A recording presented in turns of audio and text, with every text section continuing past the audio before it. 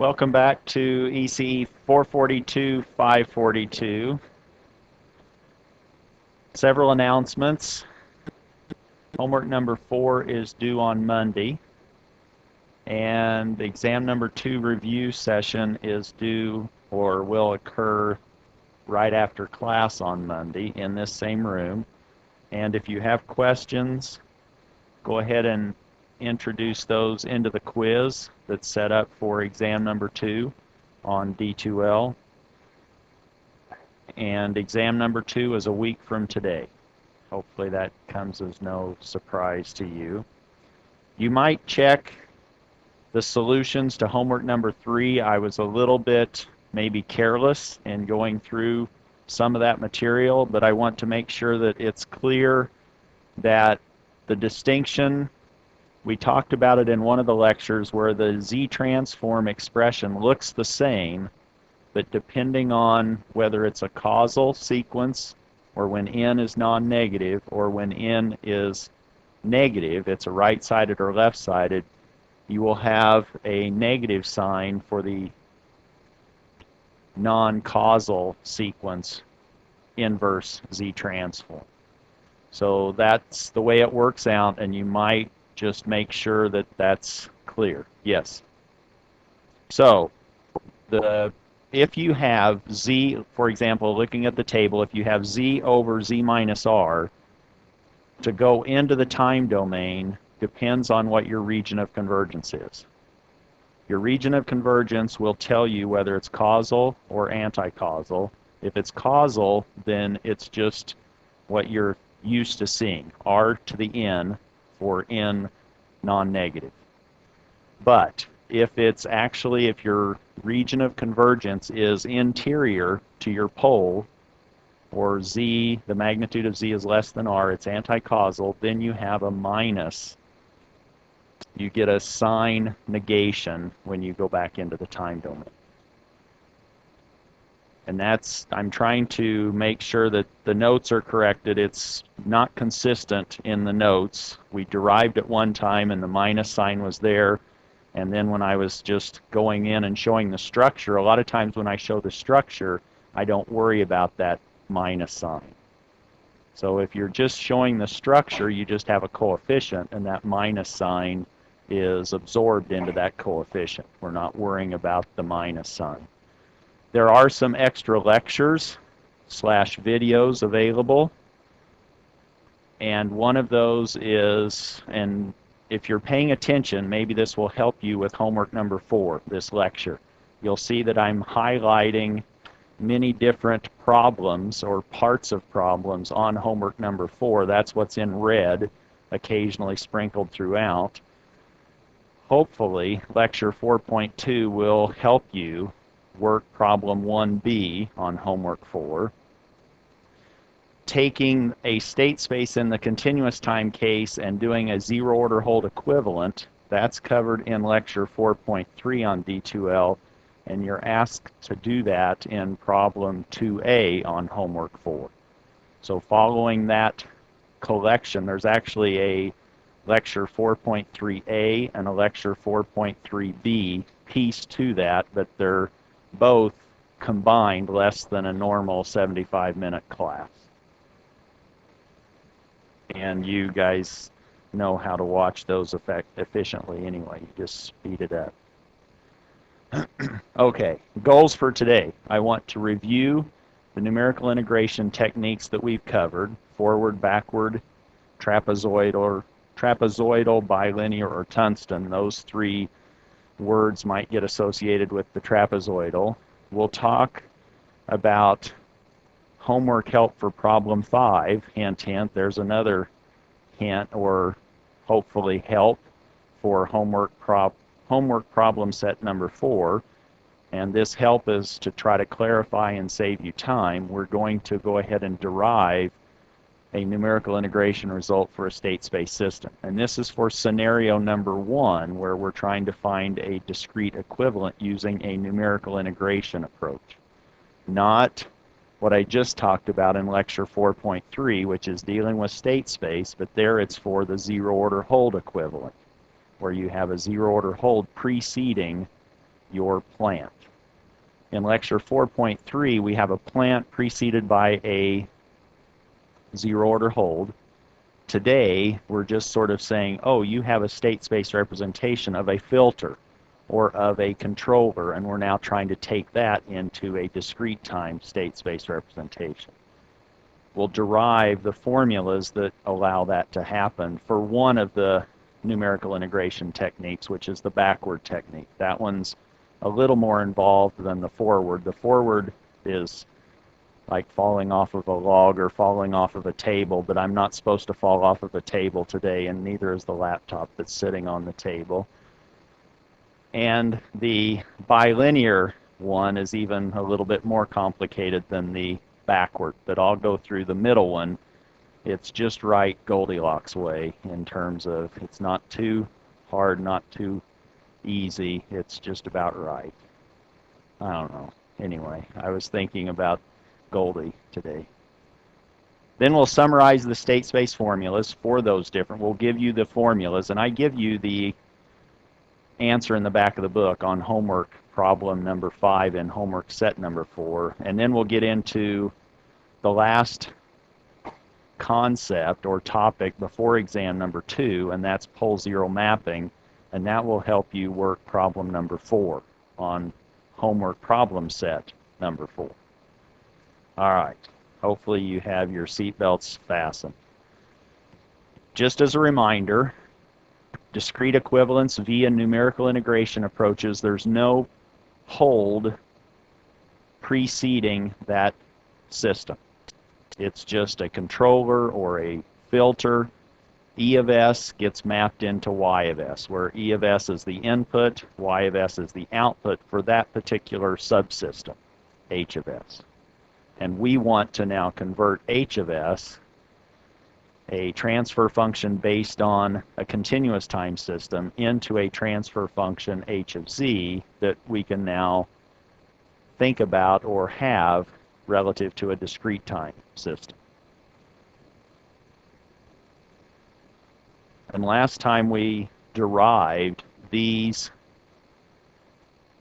formulas where we simply replace S everywhere we see it in our transfer function expression for H of S with the appropriate right-hand column expression in Z, where we have the top row as the forward numerical integration discrete equivalent, the middle row is the backward, and then we have the trapezoidal or the bilinear, which is really just a fancy way of saying it's a quotient of two linear expressions in Z, the bilinear transformation.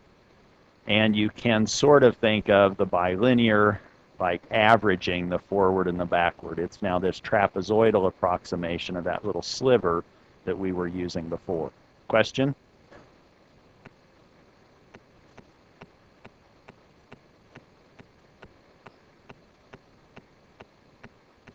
So the question is, if you have it in the Z domain or frequency domain for the discrete time system, I think that's more work than what I would prefer to do. So you would have to do that twice and then try to average once you've done it twice. I would just go ahead and say, let's just do it directly by putting this expression for Z in for every place we have an S.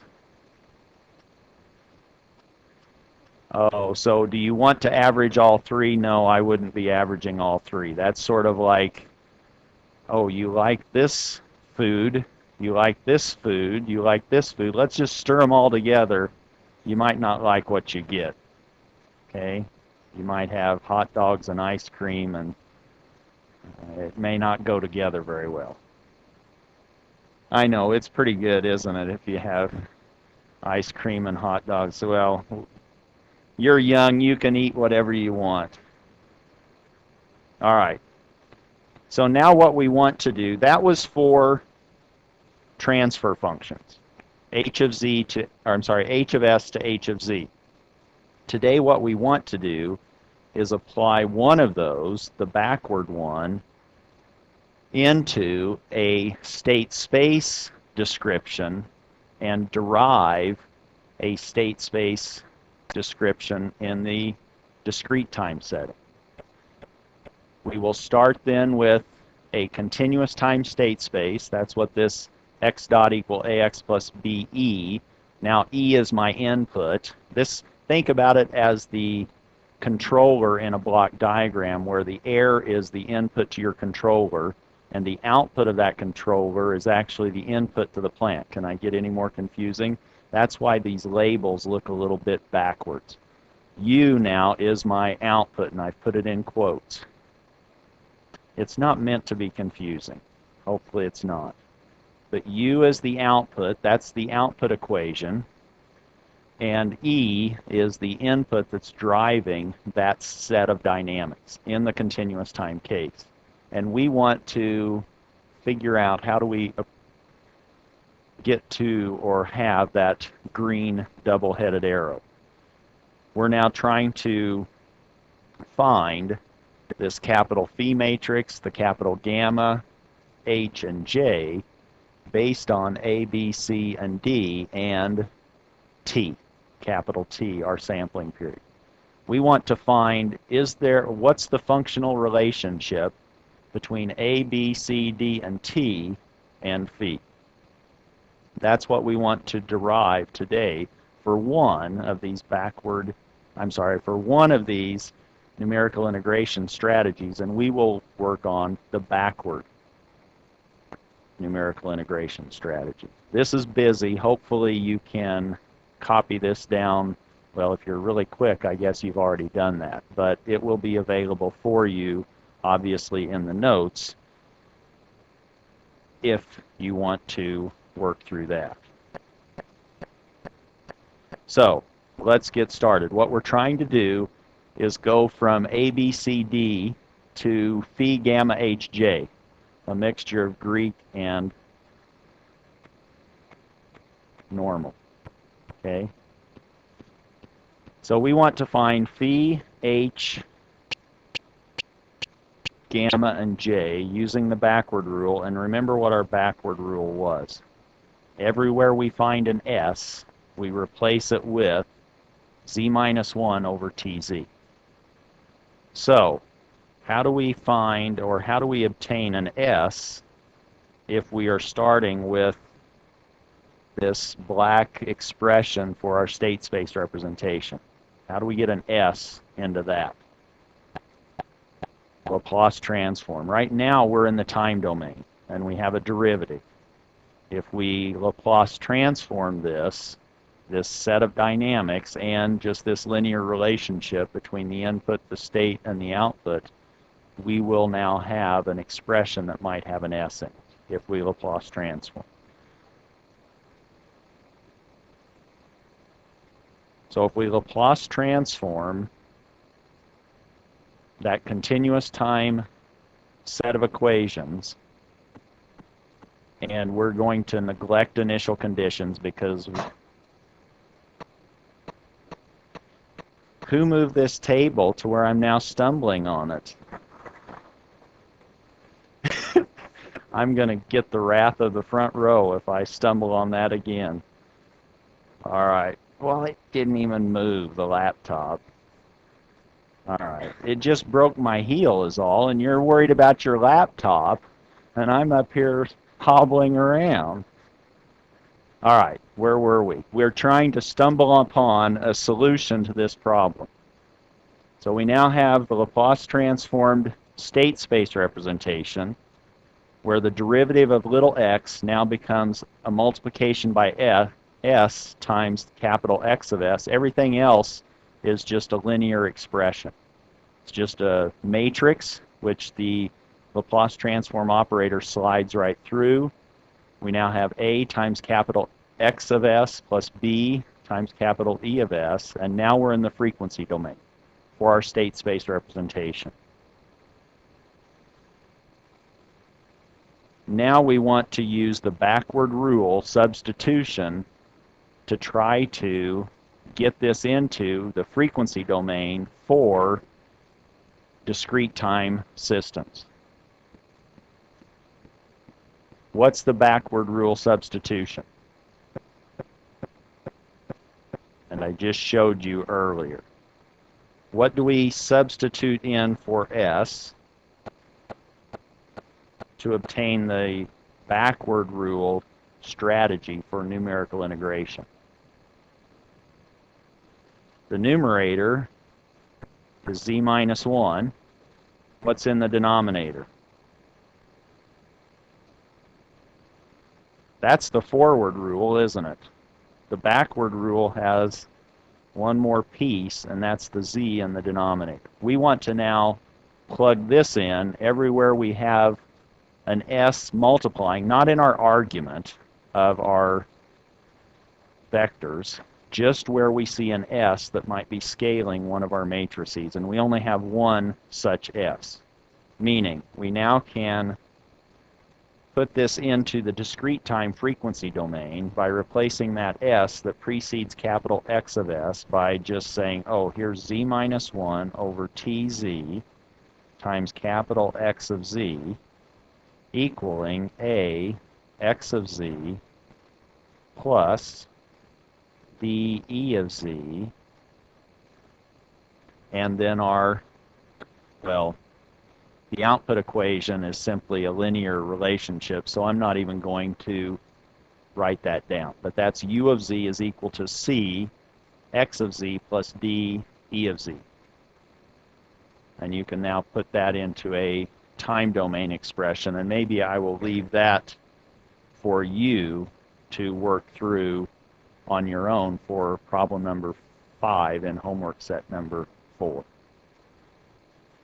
Let's now clean up this ratio of z's by multiplying every term by capital T z, so that we now have z minus 1 times x of z equaling a t. And remember, t is just a scalar. Even though it's a capital letter and it looks like the matrix A, t is just a 1-by-1 scalar times z x of z plus b t z e of z.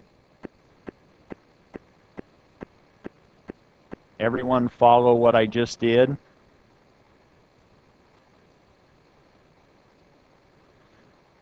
Okay, you shouldn't tell me not to touch it. You know, it's like a little kid. You say, stay away from that dessert, and you just start eating it, right? You told me not to touch that, and now I'm just going to slam it into the wall, probably. Okay. Now that we're completely distracted, is everyone comfortable with this last line? This is a t times z. Z now is an operator. And if z is an operator, if we now take this into the time domain, what do we end up with? I want to now get back into the time domain. I'm trying to find a time domain state space representation in the discrete setting. What happens when I scale or operate on capital X of z by an operator z? What happens in the time domain? That's an advance. So we have x of little n plus 1 minus x of n. I've now inversely transformed that left-hand side simply by pushing z x of z minus x, where z capital X of z minus capital X of z into the time domain. Using that same process or thought process, what's the next term on the right going to produce?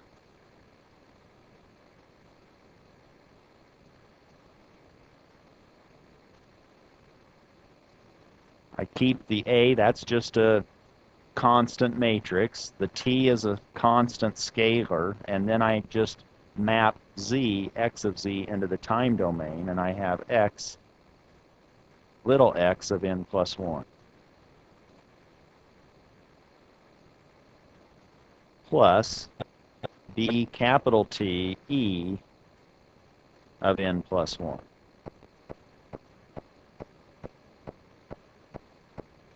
All I've done between the black and the blue is go from the frequency domain into the time domain. What I now want to do is try to find a way to put this into a state space representation that makes sense. I'm trying to find a state space representation between E, the input, which typically is E at time step n, and follow that all the way through to the output, which is U at time step n. But in this case, I'm just trying to find my dynamics, or some vector at time step n plus 1 equaling a matrix times that state vector at time n plus another matrix times the E at time n. Let me put all of my terms that have an argument of n plus 1 on the left and everything else that has an argument of n. I just have two different time arguments, n plus 1 and n. Let me put the n's on the right and the n plus 1's on the left. Or I now have x of n plus 1 minus at x of n plus 1 minus b t e of n plus 1 equaling x of n. I just needed to add and subtract appropriately to rearrange to get all of my arguments or indices of n's the same on both sides of that equality. N plus 1's on the left, n's on the right. Now, here's this piece that's kind of the magic, if you want to think of it as magic. It's not been magic up to this point, right? Correct. Thank you. I hope that was picked up. So what I want to do is, this is messy on the left, so let me just collapse that down to one new vector. Let me call that a new vector, and I will call that w of n plus 1. So that's now, all of that combination is just going to be a new vector, and it's made up of x's and e's. E's the input, and x was my original state vector. But what's that telling me? If I look at that, now I see that w at time step n plus 1 is really just the original state at time n. That's just equal to x at time n.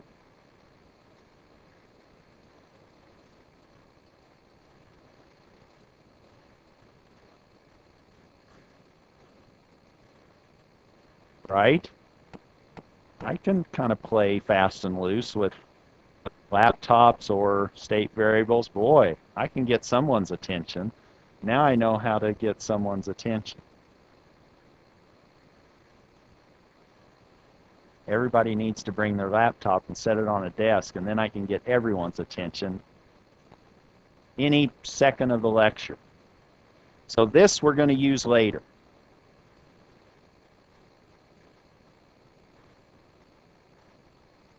But for now, let's just see what we've done. We've actually defined the following relationship. We've created or defined a new vector called w, and that vector at time n plus 1 we've defined to equal x of n plus 1 minus at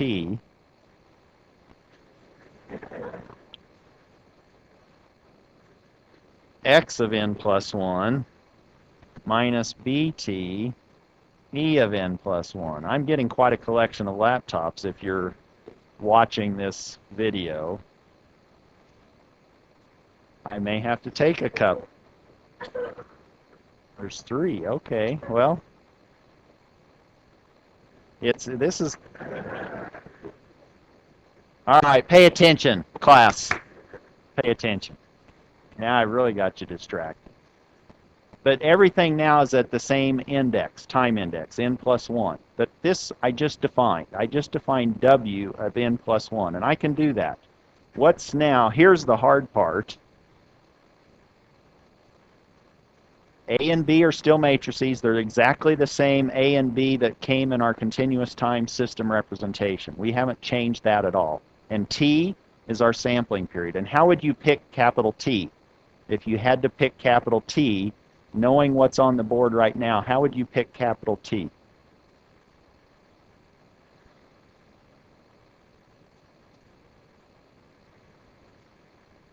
T is the sample period. If it was 0, how fast are you sampling? Infinitely fast. I just can't sample that fast.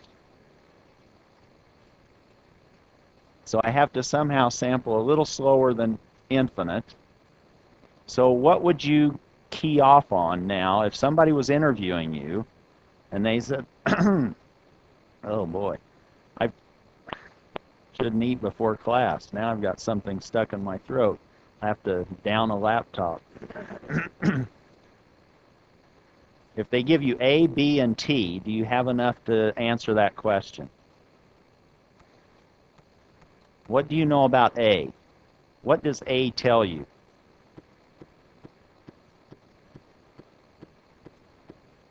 Why am I shaking? What's A contain? A is the, if you were in a linear algebra class, what would you be finding for a matrix, a square matrix A? Eigenvalues. Could you use the eigenvalues of the A matrix? What are those? Those are the poles of your system. That's the dynamics of your system. You could find the fastest pole and take 30 times that and say, that's my frequency that I'm going to use to determine capital T. That fastest pole is now equal to 2 pi f sub s, which is 2 pi over cap T.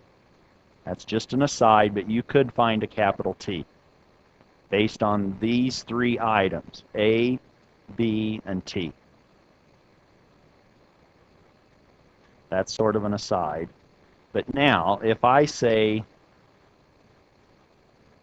what is W sub n? And I was teasing before, and I said, now we're coming to the hard part. No. What is W sub n if just above I give you W of n plus 1? You know what W sub n is, right? It's exactly what's above, except just change the argument down by 1.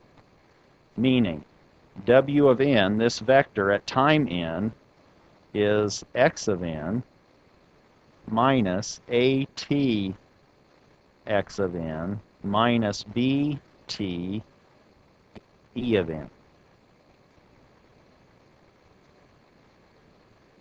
Now, what I'm trying to do is I scroll back. I'm trying to find on my right-hand side an equation that just contains W of n and E of n. Right now it contains X's and W's and E's. I just want it to contain W of n and E of n with some weighting matrices. And that's what will be W of n plus 1. I now have W of n plus 1 in black, and I've just found a way to relate X, W, and E at time step n. That's this equation here, meaning W of n is now I minus AT X of n minus BT E of n. That's now an equation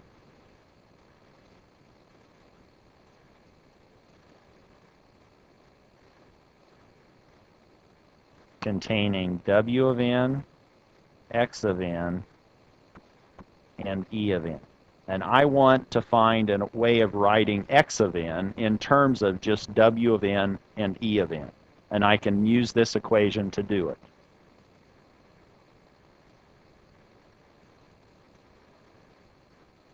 Can I now solve for X of n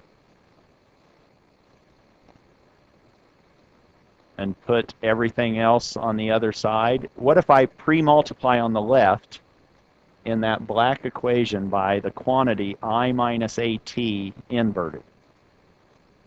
Then I find X of n by itself. And let me put that BT on the other side, but it's now hit on the left by this matrix I minus AT inverse. Meaning, X of n is now I minus AT inverse W of n plus I minus AT inverse BT E of n.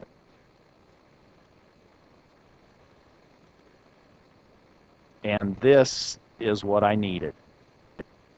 I needed an expression for x of n in terms of w of n and e of n, and only w of n and e of n. And now I have it.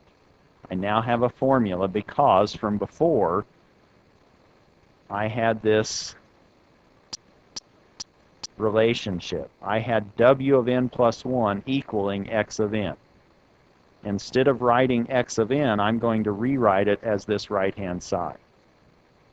So that now I have w of n plus 1 is equal to this, x of n. But x of n is now I minus AT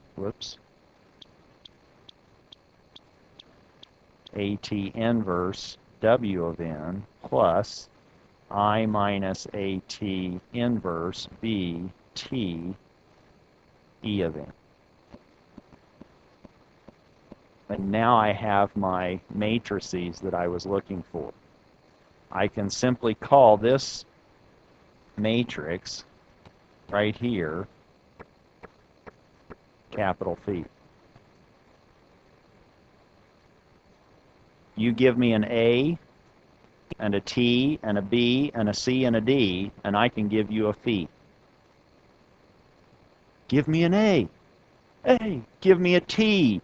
T. Now I give you Phi. The matrix I minus AT inverted. Piece of cake.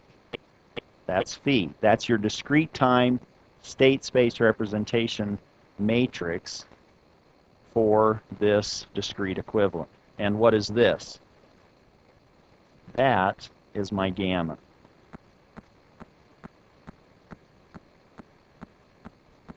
That's now the discrete equivalent of a state space representation in continuous time, now taken into discrete time in terms of A, B, and capital T. This gives me the dynamic behavior of my system.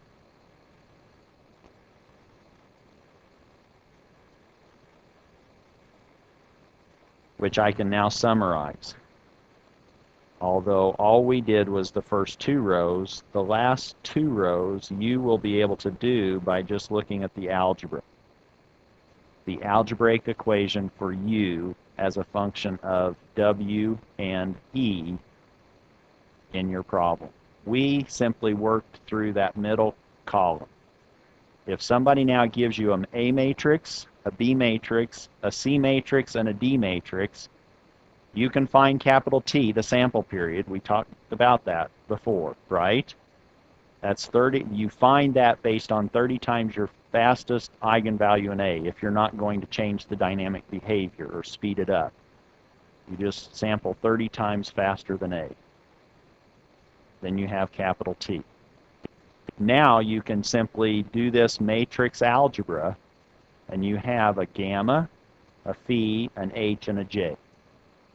And that you can now plug in to that state space representation from before. Questions on that? Yes. What is an eigenvalue? That we don't have time to talk about per se, but in linear algebra you can find the eigenvalue of a matrix, and that can, in a dynamical system setting, that tells you the dynamic behavior of that system. And the way that you can think of it now is if somebody starts talking about eigenvalues and it's associated, let's say it's associated with a circuit, that would be equivalent to the poles in a transfer function of that circuit. So the poles and the eigenvalues are the same of a matrix description of a, let's say, a circuit. Other questions? But if that should just motivate you to try to take a linear algebra class, to learn about eigenvalues and their connection with or maybe an ECE 501B if you were so inclined, if it was even being offered. Questions on this summary table. This is now the discrete. So now you have 3 different ways to find a discrete equivalent of a state space representation. And this is for scenario number 1.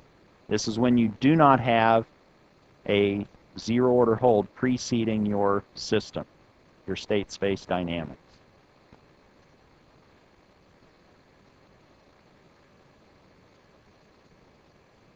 I didn't hear any movement, so we're moving on. This is now the last topic before exam number 2. This is another way of performing a discrete equivalent in scenario number 1, where it's not preceded by a zero order hold, and this is now what we will call a pole zero mapping approach. Mapping, we're basically mapping poles to poles and zeros to zeros to get us from continuous time transfer function to discrete time transfer function. And the idea is now to map poles of h of s to poles of h of z. So we need to somehow find all the poles of our analog transfer function.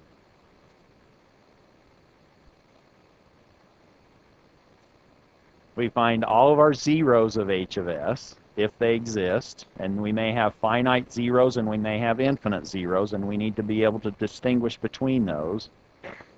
And then we match the gains between h of s, our analog transfer function, and our discrete time transfer function. I'm doing this blind, so this is kind of scary. But I just thought I would make everyone nervous by walking around in the room. And it comes through the same if you're watching this video. You have no idea what's going on. Right? So now you'll have to remember the date and the time when Tharp went up and around the room. But I was trying to map poles and zeros from continuous time to discrete time. I was trying to buy you time if you were trying to write this down. And how are we going to map those? We're going to use this relationship, z is equal to e to the st, which means if we start with a stable transfer function, capital H of s, what's the real part of those poles? Where do they lie? Or what kind of sign do they possess?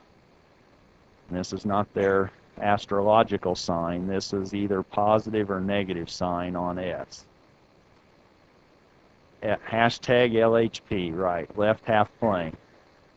So I know that you're tweeting or whatever, Snapchatting, you're probably doing all of this on some social media platform that I'm not familiar with, but you would do this mapping.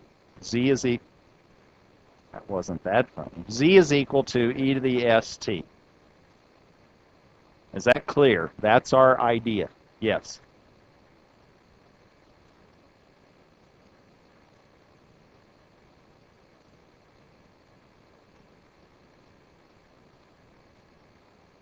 So the question was, why are we just now doing this, and why didn't we do it before? This is just one more strategy to find a discrete equivalent. So the mapping of z is equal to e to the st, this is now what? E to the st is not really a linear relationship between s and z. And before we were maybe trying to preserve polynomial descriptions from h of s to h of z. We will still do that because now we're going to factor this into factors that are pole factors and zero factors. And we'll simply concentrate on the values of our poles and zeros. Here's the approach. It's blank. I guess we're finished, huh? Here's the approach to this process. First is we want to factor the original transfer function, h of s, which might be a controller, it might be a filter, it's something in the continuous time setting described as a transfer function, capital H of S, and we want to factor H of S into pole factors and zero factors.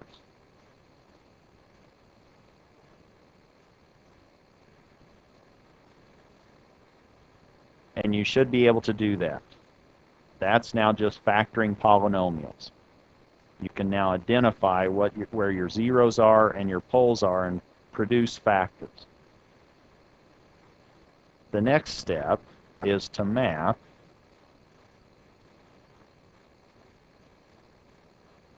poles of H of S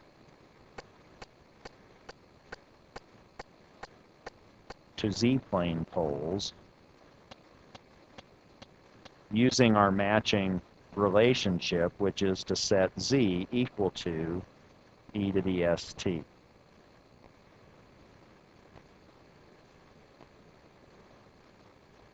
Let's try to illustrate step 2 with an example. Suppose that you have the following piece of information. What's your pole factor?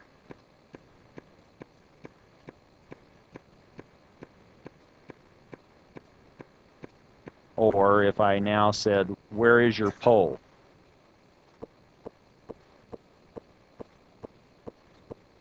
In this particular, I hope you're just playing with me. Whoops, I'm playing now with myself. That was supposed to be a highlight.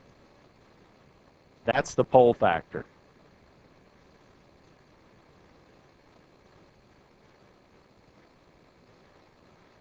And how do we find the pole?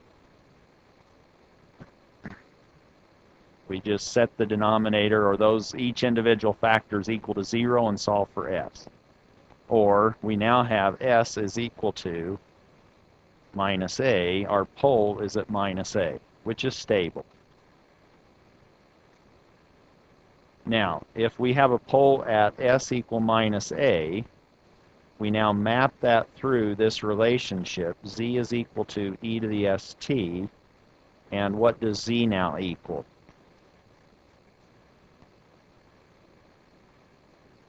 We just substitute little s for what we know it equals, which is minus a. Couldn't be easier, could it? So that now z is equal to e to the minus a cap t. Once you know capital T, you can find the pole. That a might be 10. It might be 57. It's now e to the minus 57t. And that's a number, if t is a number, and that's where your z is. That's where your pole is.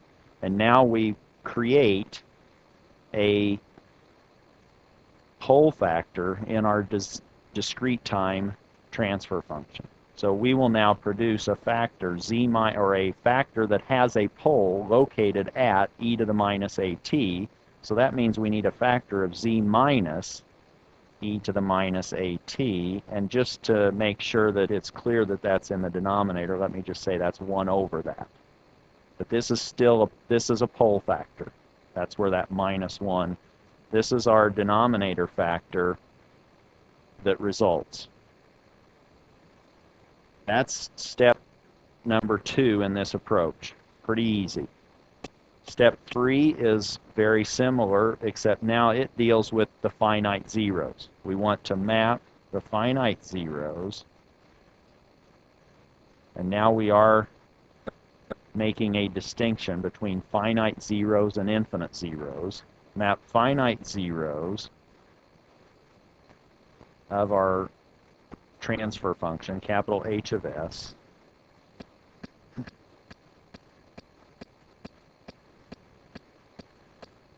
to z-plane zeros using our same mapping relationship. Z is equal to e to the st.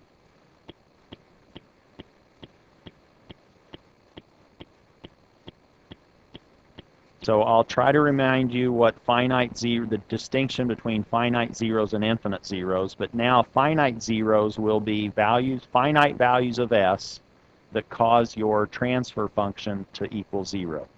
So those will be finite values of s that if you substituted those into your numerator, would cause your whole thing to vanish. Or if you now have identified 0 factors in the numerator, those factors would now possess your finite zeros. As an example, suppose that your numerator had some gain k. That's not a 0 factor, that's just a gain, but I'm just going to include it. But now there is a 0 factor that contains a finite zero. Where is your 0 located?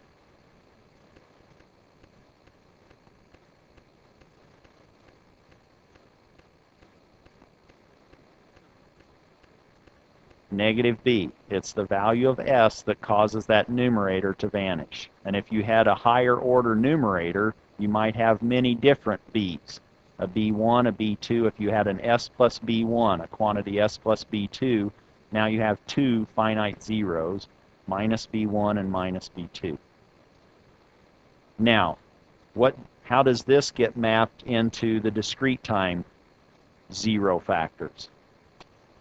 We may not have exactly the same gain constant, so let me just call it k bar. But now what do we have in the numerator in our discrete time system when we've taken a 0 factor into the z domain? Where do we want that 0 to be located?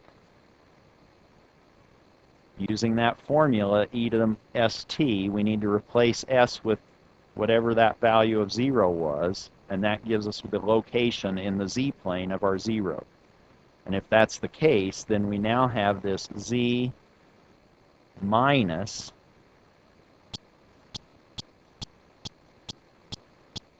e to the minus bt.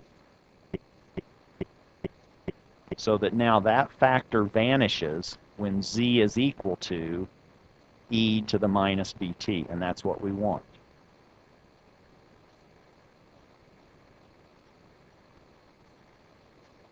That's finite zeros. Let's look at infinite zeros.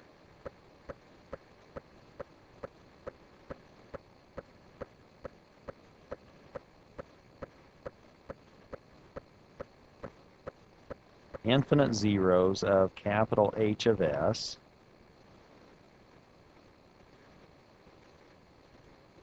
are, and now I'm going to put this in parentheses, are typically, and we will maybe next time we meet talk about where we might change this up, but typically we're going to just map those to certain factor expressions.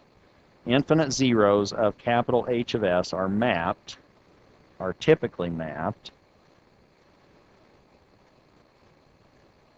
to zeros at the point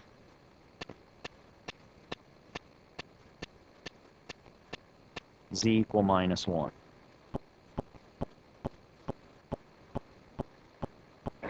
Now, what are infinite? Well, let me talk about infinite zeros, because maybe you're confused.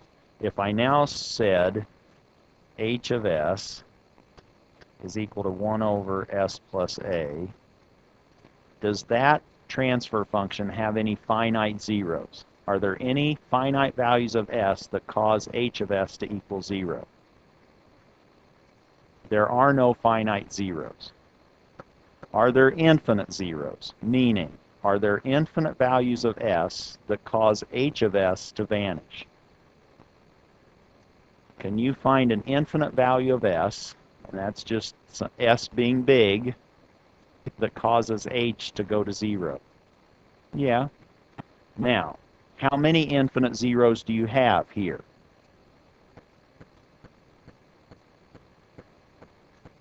So now how many infinite zeros you have is connected to the difference between the order of your numerator and your order of your denominator. What's the order of the polynomial in the numerator in this case? S to the what? 0. Now 0 is good. All right, so now we have a numerator that has a degree 0 polynomial. What's the degree of the denominator polynomial in this example? 1. This is really going to be challenging. Now you take 1 minus 0. How many infinite zeros do you have?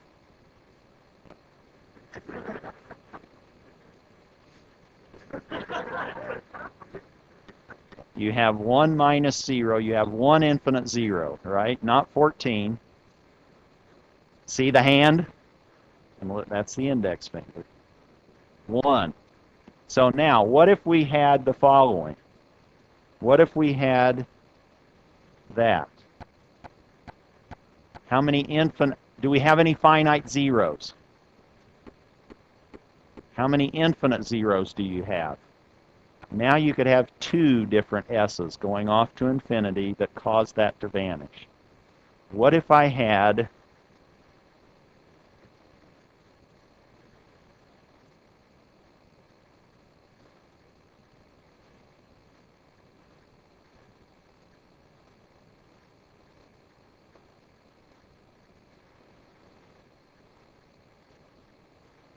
don't turn me loose.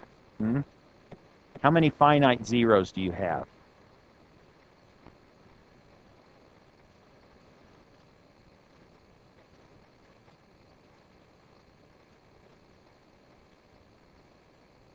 Where are they located?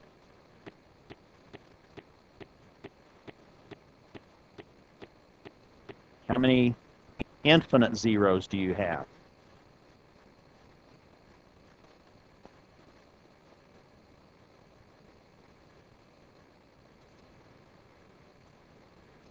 Oh, this was a bad example. Here.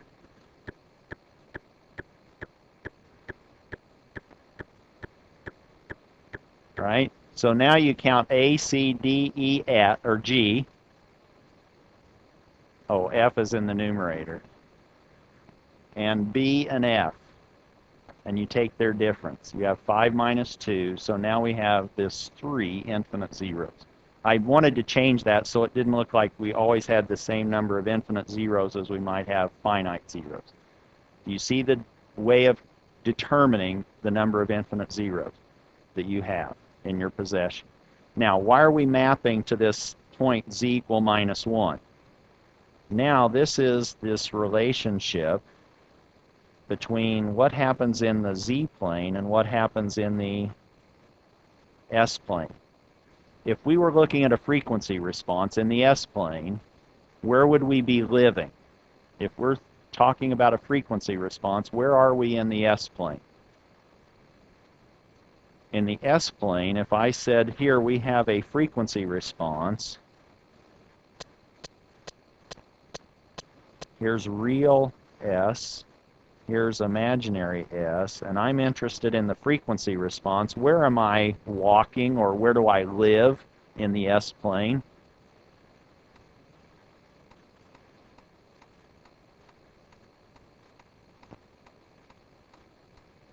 Or if I wanted to know what's the frequency response of my system, and my system was described by a transfer function h of s, how would I find the frequency response?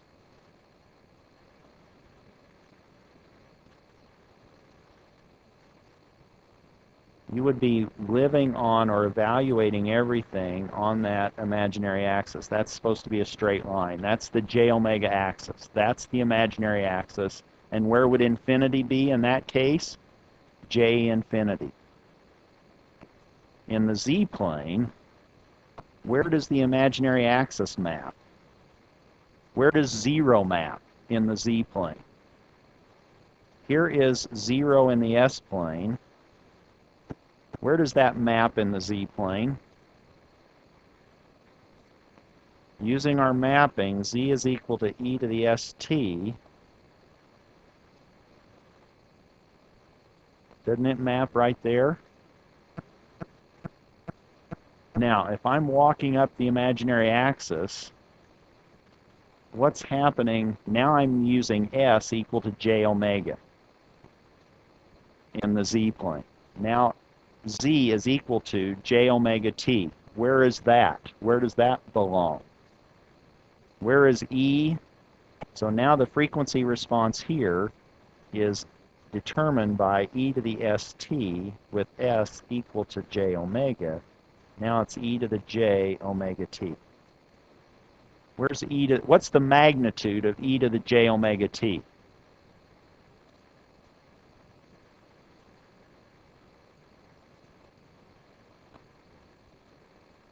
now we have Euler again, right? But it's on the unit circle, isn't it? Because if we applied Euler, we would have cosine omega t plus j sine omega t. And if we found the magnitude of that complex number, it's cosine squared plus sine squared. And you remember the joke about cosine squared and sine squared. Did I tell you that joke before?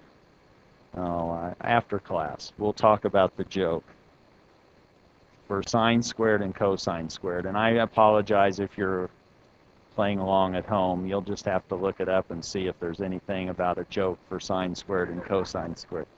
You Google everything anyway. So where are we? Now we have that. That's the unit circle. So, and if we went all the way around, we would be there. So this is now our e to the j omega t. Are you okay with that? How far can we go? Stability is inside that unit circle. Where's stability in the s-plane? The entire left half plane, infinite in expanse. Where's stability in the z-plane? It's in a finite area, isn't it? Now this infinitely long j omega axis in the s-plane translates into this half circle in the z-plane. Meaning, infinity in the z-plane,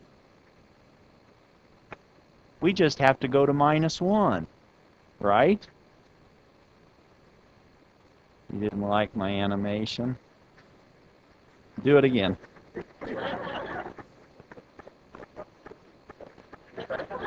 Now I'm dizzy. The laptop is gone. I need to start doing some magic tricks, and then no more laptop. Is everybody okay with z equal to -1 being infinity in the z-plane? Unlike in the j omega in the s-plane, it is infinite in extent. So this point right here is like infinity. And that's why we're mapping all of the zeros at infinity to a factor. Did I say that? No, I said we're mapping them to the point z equal -1. So that means now every zero at infinity that we have in h of s, we introduce a factor z plus 1 in our h of z expression.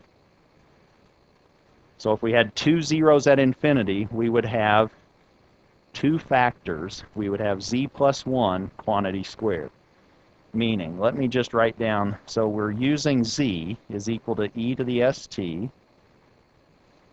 We now are looking at a frequency response.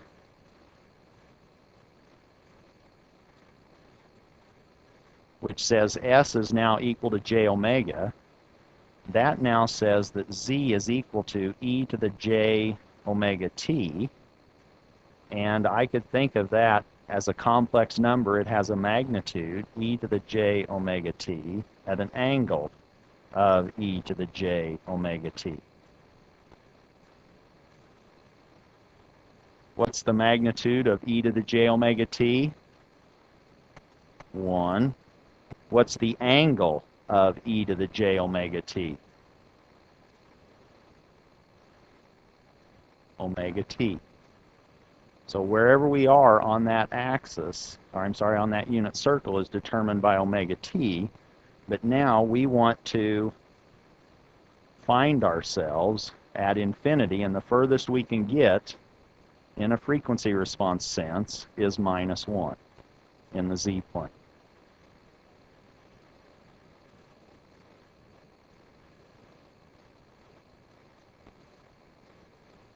So in this case, the question was, aren't there finite values of omega that give you -1? In this case, what are we doing? We're going to be sampling, so we'll figure this out, but our sampling actually determines an upper limit on how high our frequencies we can differentiate. It's this aliasing thing. So going to -1 actually just gets us to half of our sampling frequency, which is this Nyquist relationship. We know that if we have a frequency, We have to sample it twice that to be able to distinguish it. We now sample it 30 times because we're wanting to do a control type problem. But it's still, once we sample omega sub s, that -1 is really half of our sampling frequency. That's really all that we can distinguish. So it's not really infinite in a sense, but that's how we're viewing it. So the zero factor associated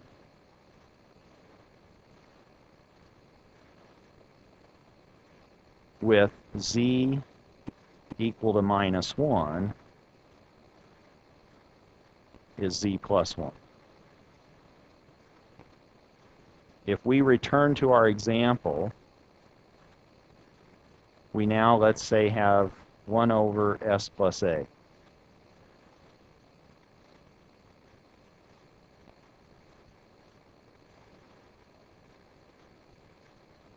What's the pole zero excess? That's the number of poles minus the number of finite zeros. That's how I'm defining pole zero excess. How many finite zeros do we have in 1 over s plus a? None, 0. How many poles do we have? 1. So the pole zero excess is 1. Therefore, we have 1 0 at infinity.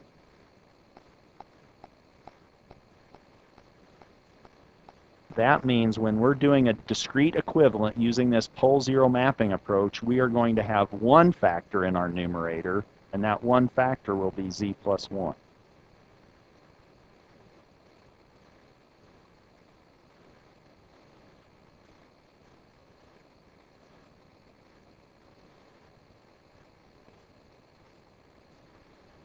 This is the 0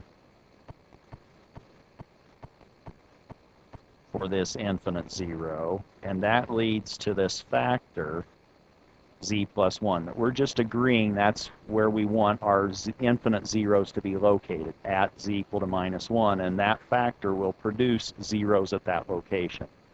Here is our factor in the numerator.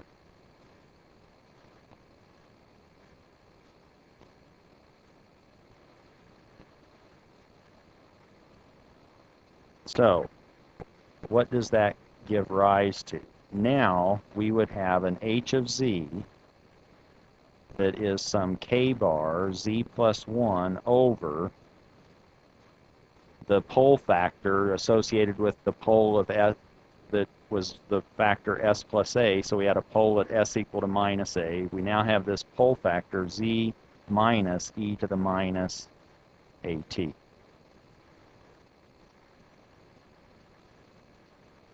Or each infinite 0 in our original h of s equation places a z plus 1 factor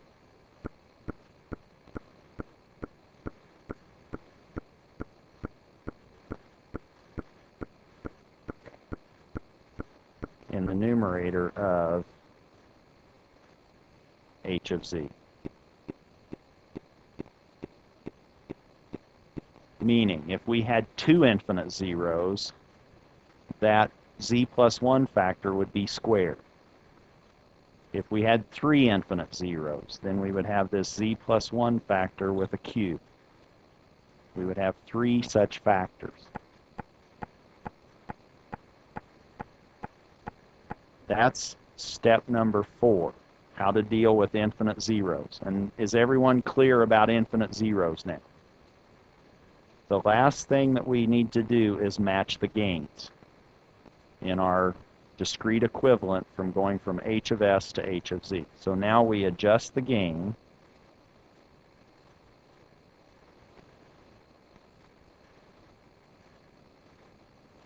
of h of z to match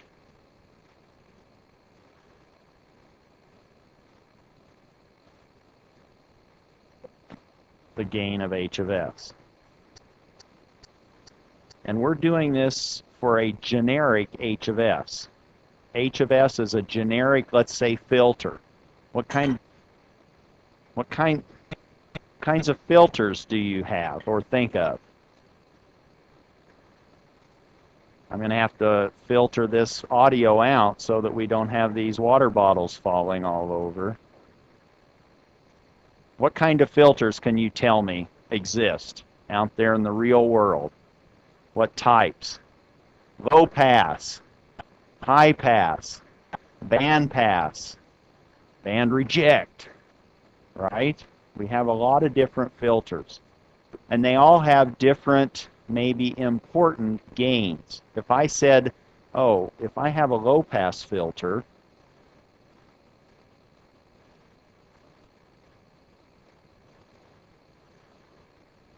then what do you know about the Bode plot or the magnitude response of that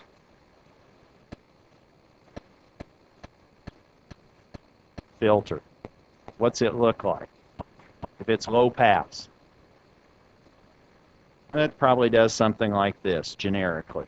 Which gain are you probably interested in matching in this H of S with H of Z? Which gain is important here? You could match any gain you wanted, but what one sort of makes sense if you have a low pass H of S? Probably the DC gain, so probably this gain right here. Let me call it star. And how would you map or match the DC gains? You have H of S and you have H of Z. What frequency corresponds to DC in H of S?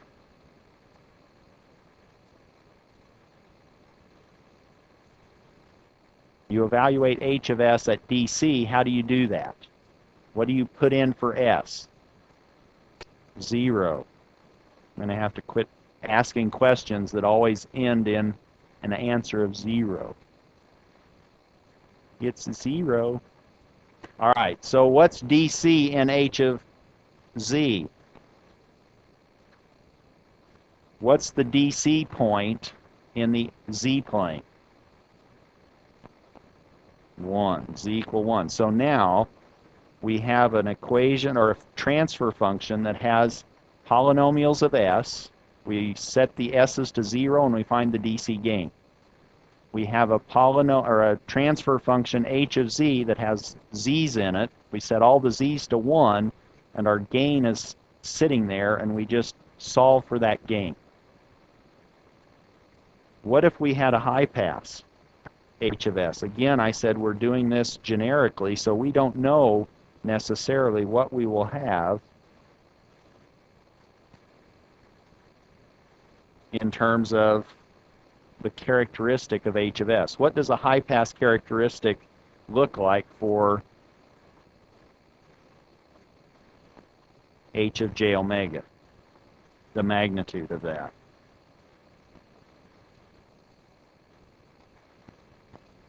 If it's high pass, doesn't it maybe look something like that?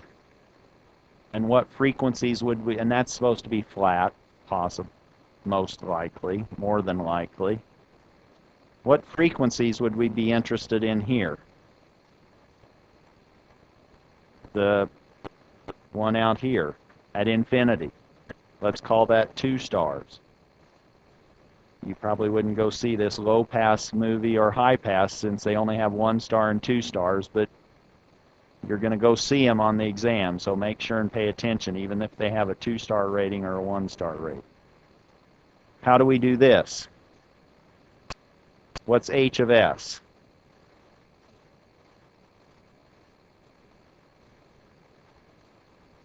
What do we put in for S?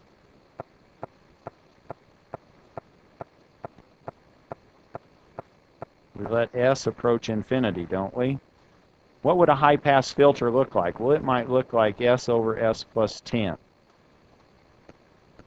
Maybe. What happens at infinity? What's the gain of this at infinity? 1.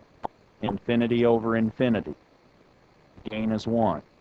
And what do we set Z equal to in H of Z?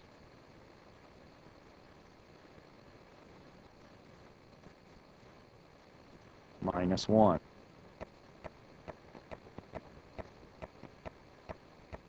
Any questions on how to match gains?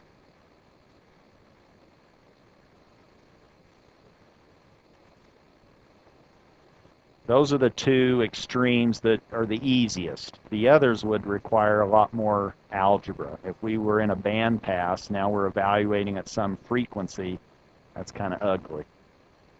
Evaluating G at J57. Ew.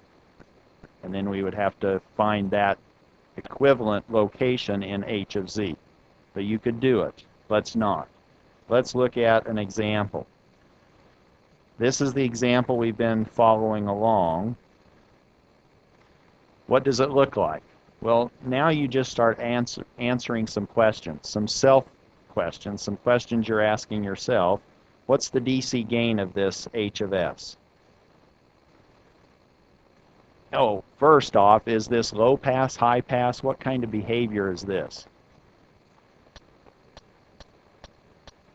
It's at some gain, it's at some DC gain, and then what happens? Then we hit the pole and we start rolling off. And we roll off with a 20 dB per decade since we only have the one pole, and that pole is at a frequency of A.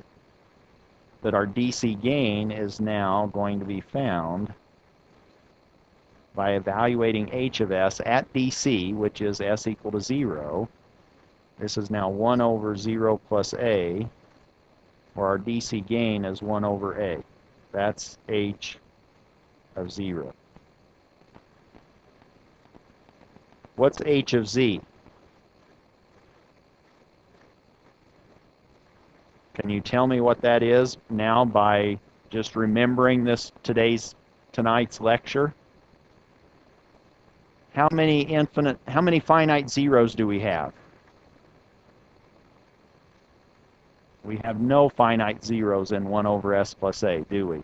So we have no factor associated with a finite zero. Do we have any infinite zeros? How many?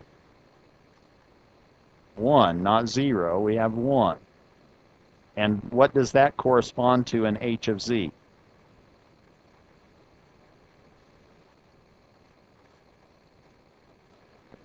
Right? I have one infinite zero. I now have a factor of Z plus 1. I don't yet know what my gain is, but where's my pole factor? I have one. I have a first order system. This is now going to have a pole consistent with an S-domain pole at S equal to minus A. Are we comfortable with what's happened so far? We've already done all of this. We just need to find K bar, not A bar. Apparently you can all find A bar. I've changed it to K bar. When I was growing up, everybody would go to K bar C. It was A bar, but it's K bar, okay? It's like a brand, K bar C. Where were we? What do I now have to do if I'm matching gains? What was H of S? It was a low-pass filter. Where are we going to match gains? Probably at DC. So how do we find the gain of H of Z? It's now the DC gain.